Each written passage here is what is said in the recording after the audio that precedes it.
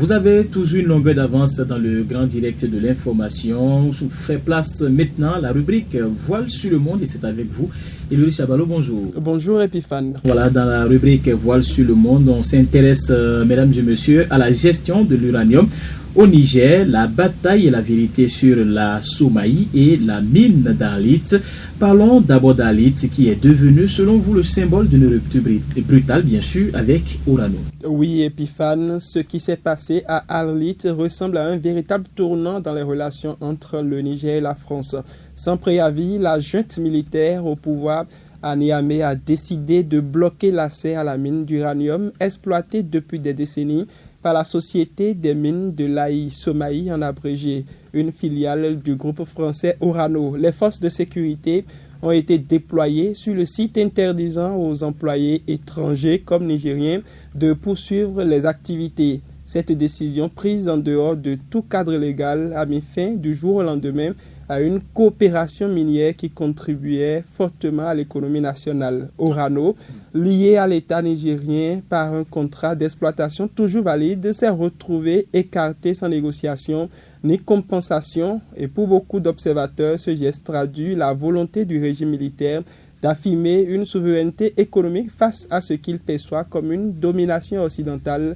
Mais sur le plan juridique, Epiphane, cette rupture brutale fragilise la crédibilité du pays et fait planer de lourdes incertitudes sur l'avenir du secteur minier nigérien. Oui, des incertitudes marquées, Elori Chabalo, par le blocage de l'uranium et l'escalade du conflit. Oui, après avoir fermé l'accès à la mine, les autorités nigériennes ont franchi une nouvelle étape en interdisant à Orano d'exporter les stocks d'uranium déjà extraits. Des dizaines de conteneurs prêts à être acheminés vers les ports ont été bloqués sur place. Le gouvernement a justifié sa décision en accusant la société française de ne pas respecter les intérêts du Niger, tandis qu'Orano dénonçait une violation flagrante de ses droits contractuels.